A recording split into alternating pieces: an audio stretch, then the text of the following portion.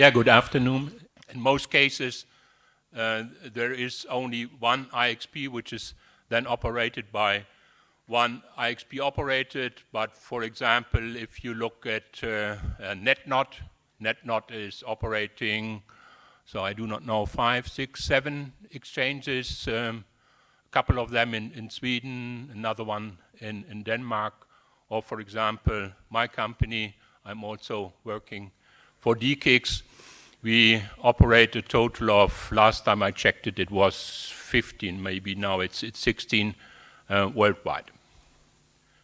And members can also come from other regions of the world. So we have also 19 IXs which are members of EUREX, which come from the rest of the world. And the latest members are PeeringDB from Russia and the Annex from Albania. So to run the association, of course, we have member fees, but we also rely on sponsors, and we call our sponsors patrons. And currently we have 10 patrons, and these are the names of the patrons.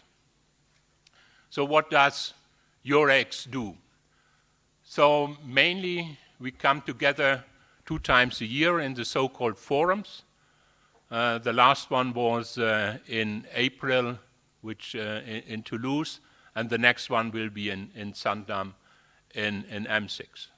So at this forum, we basically discuss technical things as well as commercial, as well as regulatory stuff. So it's a broad scope of topics we are discussing on. And these forums, they last 2 days, typically on Monday and on Tuesday, but people also come in already on Saturday because there is already a workshop or tutorial on Sunday as well. And there is also nice tours on Sunday. What the title also says is what EUREX is also running is a database, and this database basically stores information about Internet exchange points from the view of Internet exchanges. Then EUREX has a fellowship and mentor IX program. A fellowship is to subsidize people from IXPs who cannot sustain to come to forum, so they provided grants to come to forum. And the Mentor IX program is for larger IXPs to pay for the fees for smaller ones. Then we run the so-called peering toolbox, which I come to later on. We also have a so-called benchmarking club. This is that IXPs who want can join this benchmarking club, and there you provide basically your commercial information, and you are able to compare what you are doing to the other ones who are also taking part in this benchmarking. Then there is a monthly newsletter. If you want to subscribe, there is a URL. And what we also try to do is to work on standardization, so it's not that astonishing that we, for example, are working on communities. So to provide more information via the route service, how to route the traffic. So this was it about EUREX, and now to IXPDB. So IXPDB is not really something new. As I already mentioned, is that from the very beginning, EUREX was storing information about all the IXPs and which members are connected to, pricing information, how the IXP is structured, and so on and so on. And originally there was only EUREX. Later on there were further IXP association as mentioned, there is APIX from the Asian Pacific region. Then next one was LACIX from the Latin American region. And the fourth one then was AFIX from the African region. And unfortunately, we don't have an association for the North American. That means for the US and for Canada. So as it did not make sense that each of these IXF members create their own database, years ago we decided to create a collective database, and we called it then IXPDB. And this is under the umbrella of IXF, and EURAX, as the largest member in IXF, also took over the leading part in hosting this database and also working on this database. What has also been done is there is a software called IXP Manager, which was developed by one of our members, which is INEX, which runs 2 internet exchanges in Ireland. And this software is the so-called IXP Manager. And the IXP Manager provided the so-called IXP member list JSON schema. In this JSON schema, or with this JSON schema, you are able to describe your internet exchange. You are able to describe which switches you are using. You are able to describe where these switches are located. You are able to describe your member base, to which switches your member are subscribed, the IP addresses, the MAC addresses they are using, and so on and so on. And with this information, so with this IXP JSON schema, which is in a very well written format, it's easy to collect all the information from the different IXPs and to put it into the database. We then, 2 years ago, what we did is we contracted the website and the IXP database work to the Z.net, and they did a more or less complete rewrite on the software. And this is where we are now. So what, and if you go to IXPDB, currently you find IXPDB still under EURAX, IXPDB.eurax.net. This is how it looks like. So basically, it says IXDB. So next is the an ASN count. You see, I'm not sure whether you can read it if you are in the last row. So these are the IXF members, AFIX, APIX, EURAX, LACIX. And then we also list for North America where there is no IXPA. So this is an overview of the total numbers you find of number of ASN and also unique ASNs in these regions. And then you find a list of IXPs. Next is what you can also do is to sort here by the ID. You can sort by city, by country, and also over here you can also then tick if you only want to see the members from AFIX or APIX and so on and so on. And also you are able to see over here to only see the member which provides the API. That means which provides the AXDEF JSON format. Next one is, this was the view from point of internet exchanges. But you're also able to look for ASNs. And there we list all the ASNs which are connected to at least one of our member IXPs. The information what we see is clearly first the AS number, then the organization, respectively the name of the network. The next one is we take the information from PeeringDB. I will come later to PeeringDB in my next presentation. In PeeringDB, the ASNs are able to classify themselves under certain network types. For example, like this one is N112. It's non-profit, it's content, it's cable, and so on and so on. Then more technical information, like all the IP addresses they have at all the exchange points is MAC addresses. Then what might be more interesting is manners. Jan, you should probably be able to know who is Kevin. You should be able to, where is Kevin? To talk about more about manners. What is manners? Could you say it in 3 sentences, please? You have the microphone over there. So I'm not that firm, but that you could easily talk 10 minutes about it. Well, I could probably talk even longer, but I won't. So Manners is an initiative that's being supported by the Internet Society, but we see as a global community initiative. So that's really to encourage network operators and IXPs to adopt routing security best practices.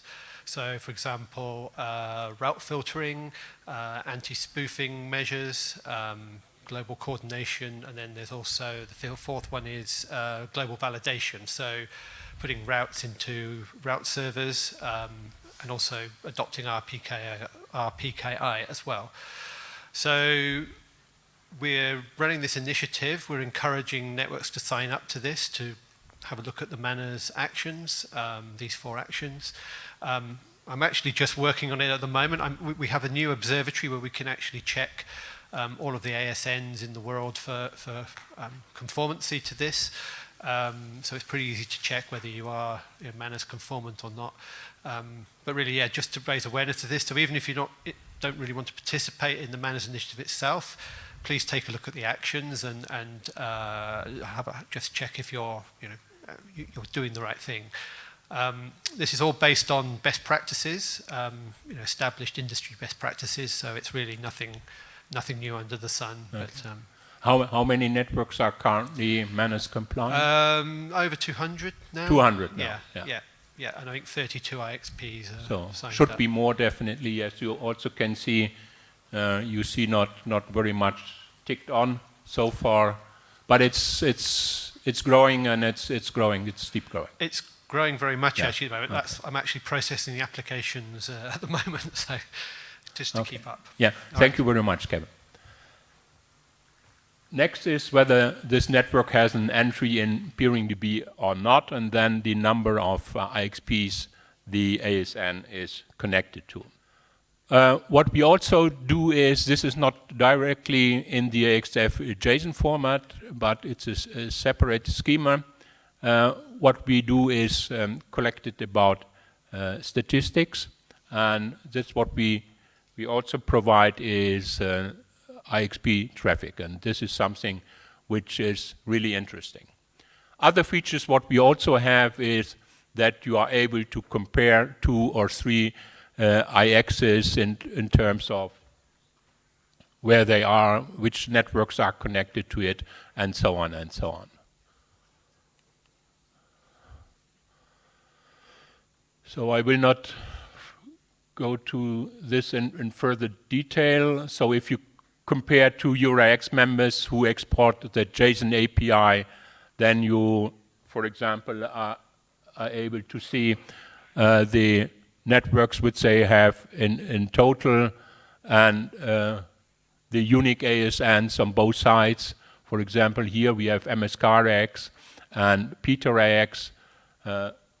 On the left-hand side, you see the ASN which are only connected to MSKRX, on the right-hand side, which are only connected to PeterIX. So what you can do with IXP, you also can of course do with ASN. For example, if you want to compare Hurricane Electric with Akamai, then you have this slide. Akamai technologies and Limelight, and then you see a long list of IXPs which they have in common, and then there is also a long list of IXPs where they are unique connected to. You cannot, of course, not only compare two IXs with each other, you can do it for as many as you want, so don't forget to clear it. What we have working on is, this is last what we did is on the ASN details. As shown, we have the city, the API, the menace information, and so what really next is we want to bring out a now new JSON format, basically to have more information in JSON, and our end goal for IXPDB really is that we import all the information simply from the IXIF JSON schema. This makes it very, very easy because then we offload the work to the IXP, and the idea behind it that the IXP, if they are using the IXP Manager, it automatically comes from the IXP Manager. Otherwise, they have to write a little piece of software which export from their provisioning system all the information into the IXIF JSON, and we are easily able to pass the information, to import the information via the URL which they are providing, importing into our database, and then, on the other hand, showing this to the public. For that, also, because there is a lot of information and we want to put more information also in the IXIF JSON, we are working on an API authentication. That means currently most of the information what the IXPs are providing is public. We want to have more information, and therefore we must be able to hide it and have an API so that we can only then show to the public the information the IXP want to have public. The next thing is that we want also to provide more information on route servers, what type of route server an IX is using, which version, and also which prefixes ASN, and so on. Next thing is, as said, currently IXP Manager and Asteroid, which is also a provisioning tool for IXPs, are providing interfaces or to the IXIF JSON format, and working with the especially smaller IXPs which are currently not using the IXP Manager for whatever reason, to give them tools that they are able to provide the IXIF JSON format. So that's more or less from my side about PeeringDB. We have several mailing lists for users. There is a GitHub where you can find the JSON member list schema, and we also provide an API to the IXPDB. And if you want to reach out to the IXPDB team, there is also an email address directly there. IXPDB also have sponsors. You can hear the sponsors is EUREX itself, APNIC, Internet Society, then the Z.net, and LACINEX. So now view from IXPDB in the ENOG regions. So what we see is 62 IXPs in the ENOG regions. As you can see, most of them obviously are not yet members also of EUREX. We have 216 in total in the EUREX region. And if you look closer to it, so from Georgia, there is listed one IX. So we have heard today that as 1st of July, there will be a second one. Unfortunately, if we look into the ASN count, we see at least from the point of view from IXPDB, no one connected to the Georgian exchange. And yeah. Also the same for Kyrgyzstan, where we have an IX, but there is no one connected. The same goes for Belarus and Kazakhstan. So you see the most developed are Poland, Ukraine, Russia, of course, where you have a healthy environment in IXPs and also members connected to it. This is what we did since more or less from the very beginning of EUREX. We looked at the traffic, and this is the traffic statistics, 10 years traffic growth of all IXPs in the ENOG regions.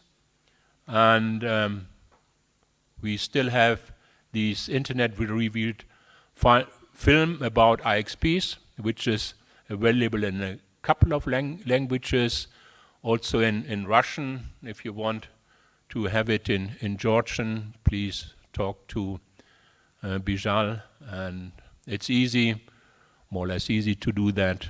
So we have this film, and you only have to translate the content into it. So that's it.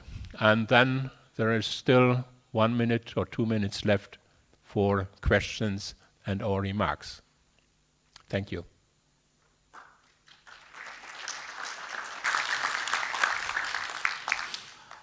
Alex Simeka. I have. Yeah. I am really heavily hearing impaired, so please speak slowly and loud. Okay. As loud as I do. Simple question.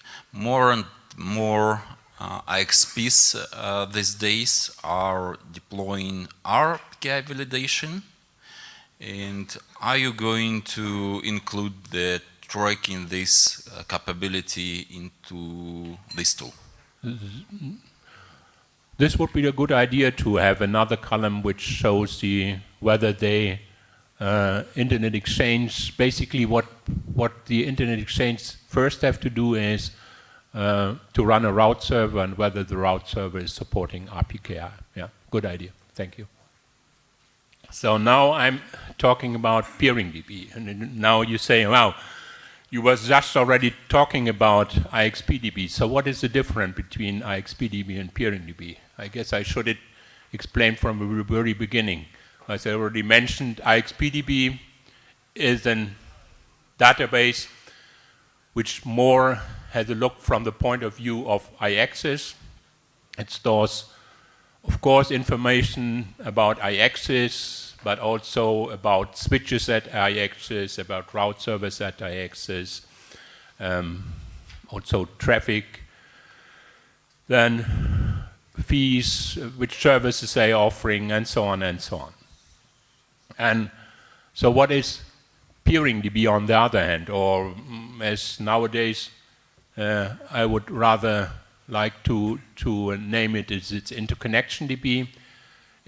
So PeeringDB originally more came from the network aspect of a database. So 15 years ago, a guy called Richard Steenbergen, he said, I have to manage somehow my peerings, and I want to get rid of ASCII files and Excel, and therefore he wrote a quick and dirty database and called it PeeringDB. So, and what did he store in PeeringDB? Basically all the information you need if you want to interconnect with another network. That, of course, first is the information about other networks or your network. Then second is where do networks meet. Typically, they do not necessarily interconnect via a long-haul point-to-point link, but they meet each other in collocation. So this is a second information. What you store in, have you stored in PeeringDB? This is about collocation, or how we call it is facilities. And then last but not least is to efficiently interconnect is you also do not need meet in facilities and then also interconnect by PNIs with all of each other, but you connect to an internet exchange, and via the internet exchange you only have one connection to the internet exchange, and across this connection or on top of this connection to the internet exchange, you are able to run hundreds and thousands of BGP sessions. So this is what PeeringDB is made of. This is information about the networks, the facilities, and the internet exchange point. And the fourth component is then the point of contacts where to reach the networks or the facilities or also the internet exchange points. And then, of course, what you also have to store is which network is connected to which internet exchange, which network can be found at which internet exchange can be found at which facilities, and so on and so on. The benefit really is from PeeringDB that there is a single database where you can find all the information when you want to interconnect with other networks. This is both from an operational point of view. This is ideal as well as you want, for example, if you want to enlarge your networks, you plan to go to another country, then PeeringDB is also the place to go to, because easily, if you want to, for example, go to Moscow, you then are able to find which IX is in Moscow, which network or which facilities are in Moscow, which networks do you find there, and so on and so on. The next point is, especially the larger networks nowadays, they require that you have a PeeringDB entry. So why? So imagine a Microsoft or an Amazon or a Google. They are connected almost to every internet exchange point, and they have thousands, 10,000 of BGP connections. And for them, it's impossible to do this manually. So what they say is, you have to have a PeeringDB entry, and only if you have a well-maintained PeeringDB entry, if you specify at which IX you are connected, which your IP address, and also have a contact 24/7 contact information, email address, phone number, then we are willing to peer with you. And what they then do is they pull the information from PeeringDB, put it into their provisioning system, and configure everything from there. And as we see, PeeringDB not only has a nice graphical user interface, but also for configuring it automatically, it has also a nice and powerful API. So this is the graphical user interface. So this is the point of view for an organization. This is the organization name. This is the Research and Education Network in Slovenia, Arnold. Arnold, they run 2 facilities. They have 2 networks listed in PeeringDB, and they also run an internet exchange point. And what you can do in PeeringDB, you can see all the strings which are highlighted and which are URL'd. You simply can click on this URL, and then you come to the next record. If you, for example, here click on the URL, you get to their website. So if you click on the facilities, then it will show the facilities, and so on and so on. But we also have a powerful API.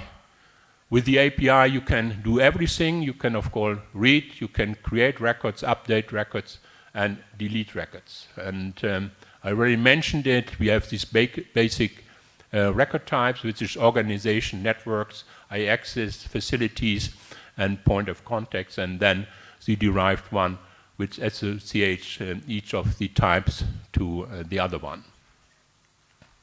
This is an example output in JSON. So it's easily, it's both human readable as well as easily parsable by machines, and from that you will be able to configure routers. What I also did is that I had a look from PeeringDB point of view to the ENOG regions.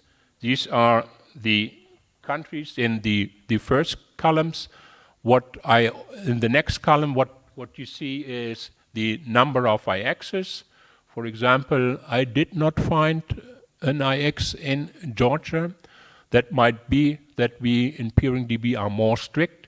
We only want to list operational IXPs. That means you have to fulfill certain criteria. You have to list the IP range which your participants are using. And obviously, either the Georgian IXP never was listed or did not fulfill the criteria. Next column is the number of facilities I found in these countries. For Georgia, we have one listed. Basically, I guess it could be this is New Telco, but I'm not 100% sure. Next column is the number of networks I found at the IX. If there is no IX, then it's not surprising that there is also no network. Then I looked at the number of networks at the facilities. There is only one network at the one facilities, could be more. Then the total number. And what I additionally also did is I looked at the number of networks which come from this country. So in PeeringDB, so this is the last one, in PeeringDB I find 9 networks which come from Georgia. And the second last column, this is the information from the RIR. That means this information is from RIPE, and RIPE says a total of 98 ASNs are assigned somewhere here to Georgia. So the ratio 1 to 10 in PeeringDB is not that bad, but could be better. But definitely should improve is the number of IXPs. There should be at least one IXPs, and definitely I do not know how many of these ISNs are internet service providers. There should be a rich community at this IXS as well. So I did it for every country belonging to the ENOG region as far as I could see that. You see there are more countries which are lacking in IX. This is Azerbaijan, this is Kazakhstan, Tajikistan, and Georgia, as well as Uzbekistan. So Uzbekistan even does not have a facility. These are definitely countries where something, at least from a point of view of interconnection, should happen in the next few years. So what is PeeringDB? So I already mentioned it. PeeringDB is around since 15 years, and roughly 5 years ago we found out, or some people found out, that it's really crucial and important for the operation of the whole internet, and that it would be useful to have a legal organization behind it. And this is what we did, is we found an association under US law, and this is a volunteer organization, and we are 100% funded by sponsorship.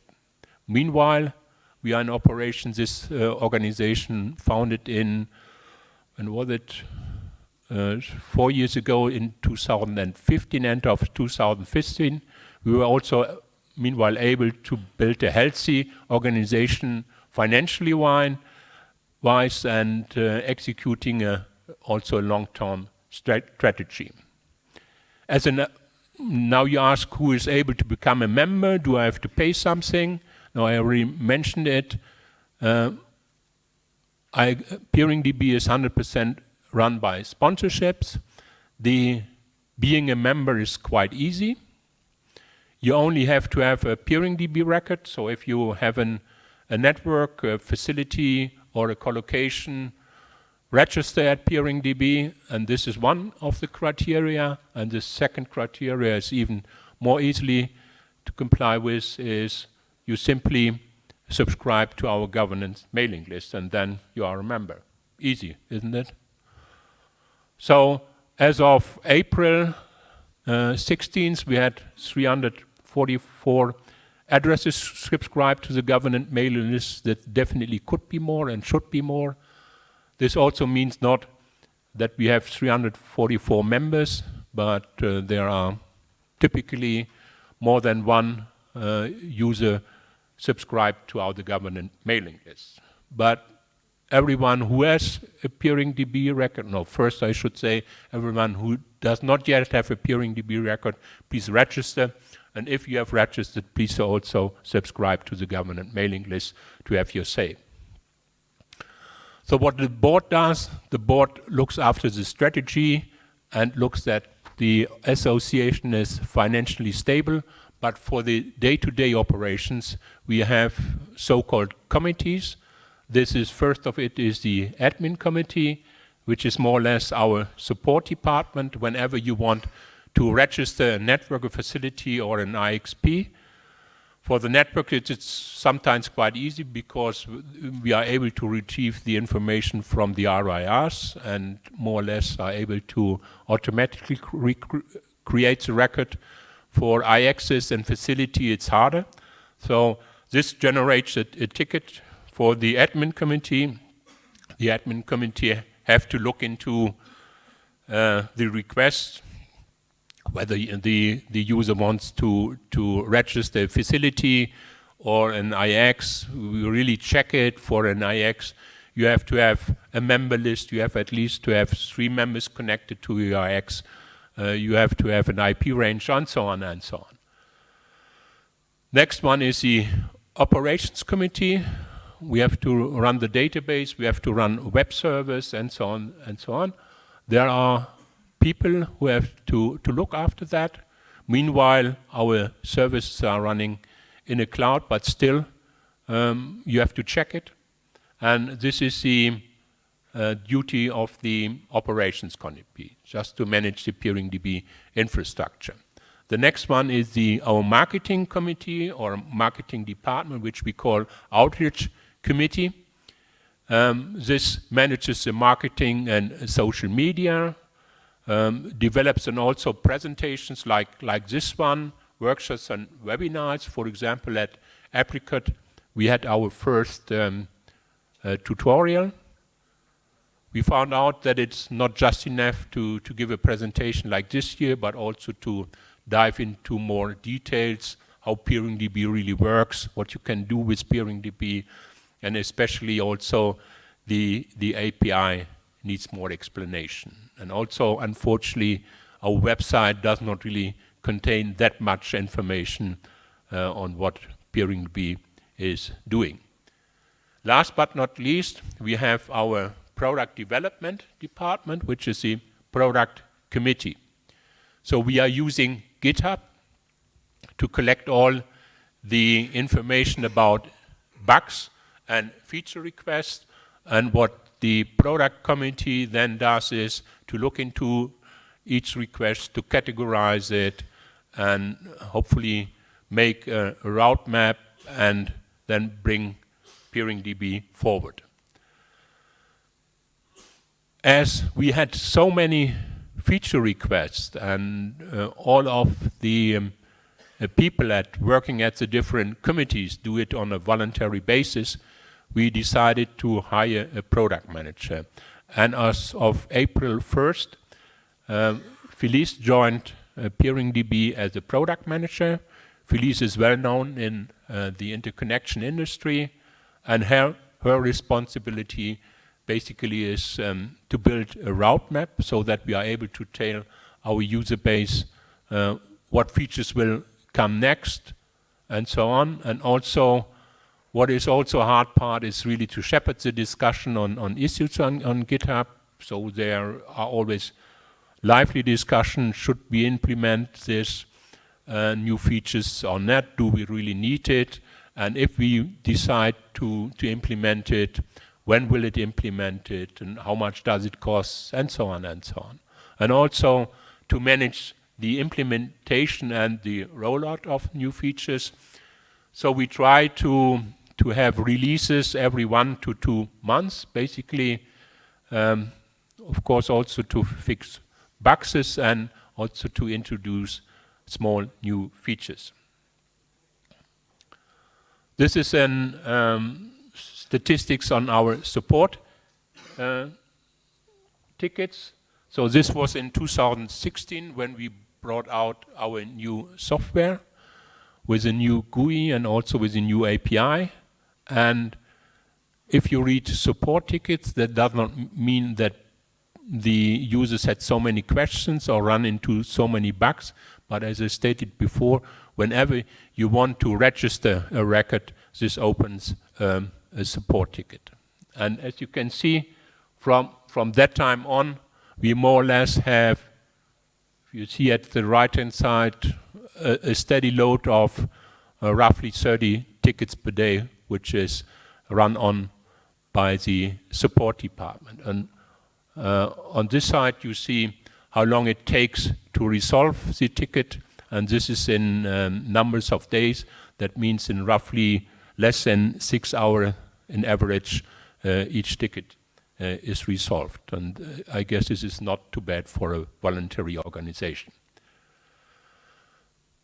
You are happily invited to become a member. As mentioned, PeeringDB 100% relies on sponsorships. Sponsorship levels start from silver, which is as less as $200 per month, and goes up to the diamond, which is 25,000 per year.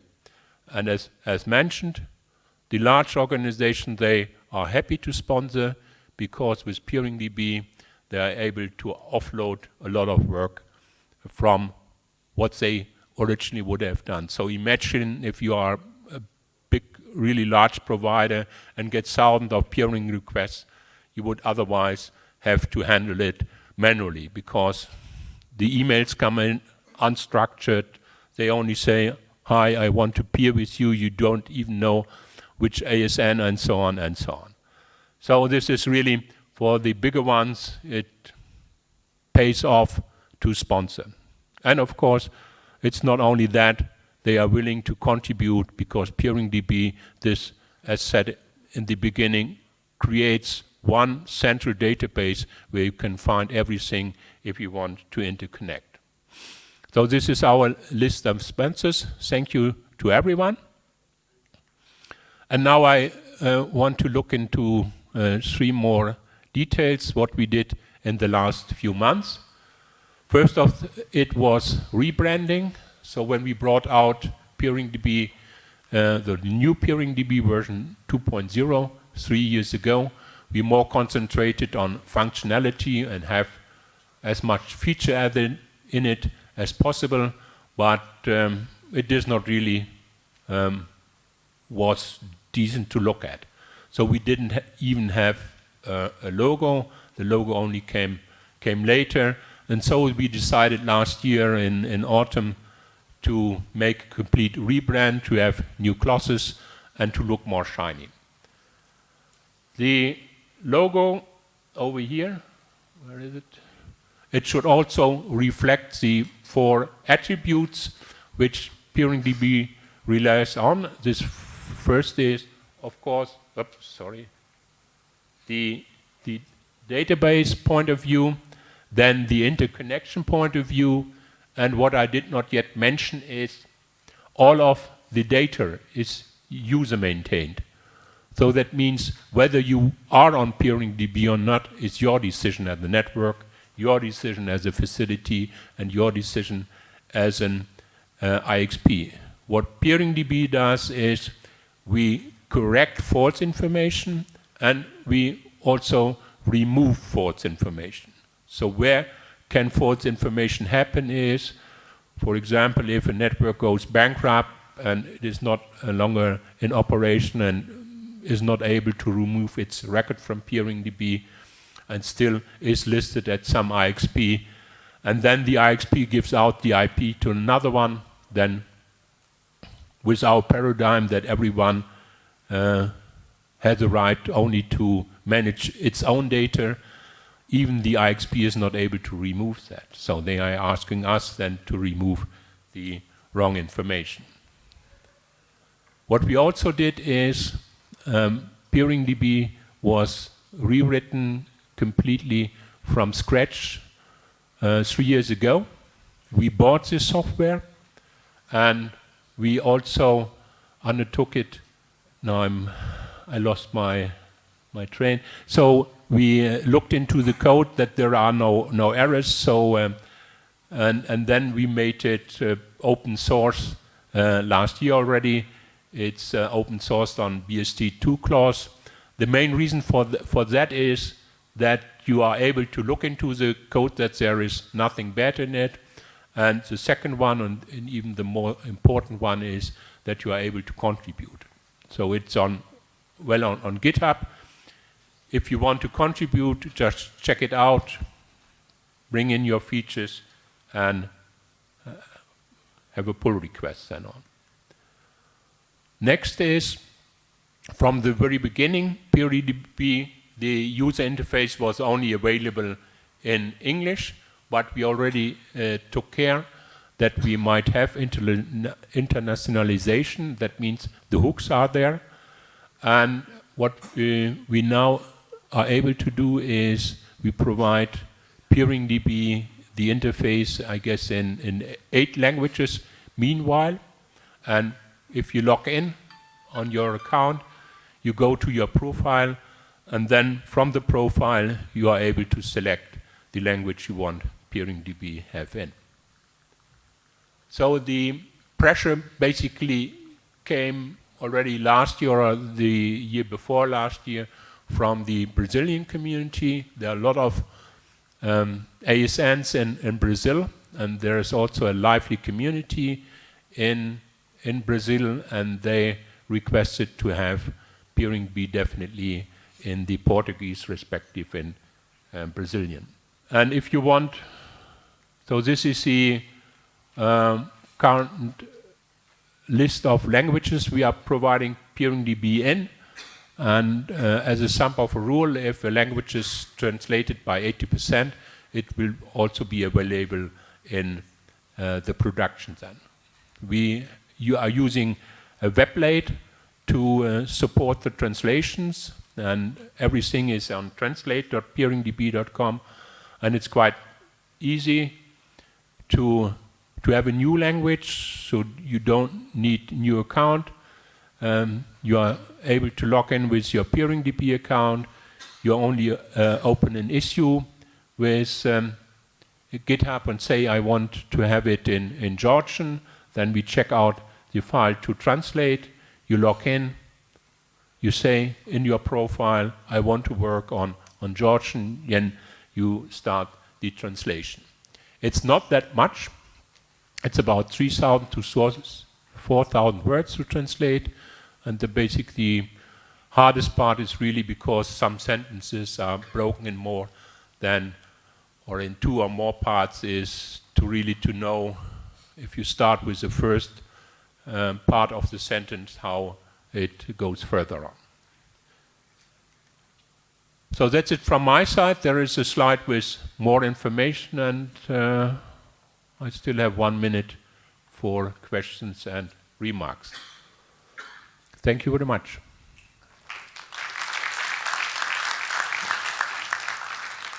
So, questions? Yes. Mikhail Vasilyev, Facebook. I have a couple of questions. First of all, you said that you are non-commercial entity under United States law, right? We are an association. Yeah. So what will happen if there will be sanctions against some country in Eurasia? If there is? If United States government will regulate somehow your activity with IXs in Russia or in other countries? This is a good question. I'm not able to answer that. But what we plan to do currently, all the servers are in US, but we plan to distribute it all over the world. So, of course, as an US association, you are bound to the US laws, but I guess for the US it doesn't even matter where you are. And another question is, when you shown the table with IXs and facilities, we can see that, not the earlier one. Which one? This one? The earlier one, I believe, or maybe in this table, but a little bit upper.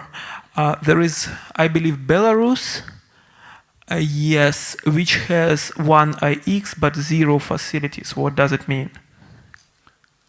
That means in PeeringDB there is no facility which is listed or collocated in Belarus. There's no facility which is in PeeringDB. So this IX is operating not in Belarus, or what? Excuse me? There's one IX that is listed in Belarus. Yes. It is operating somewhere else, or? No.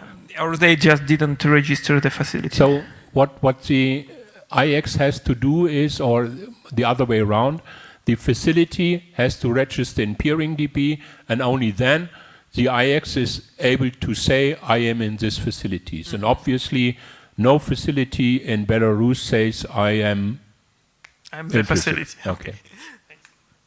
So this is because of the paradigm that you only are able to put in information you are responsible for. The only exception is for facilities, because not that many facility operators know about PeeringDB. There is a feature which means you are able to suggest facility, especially if you are a network, you are able to say, okay, there is a facility because I am in this facility. Thank you very much. Arnold, thank you.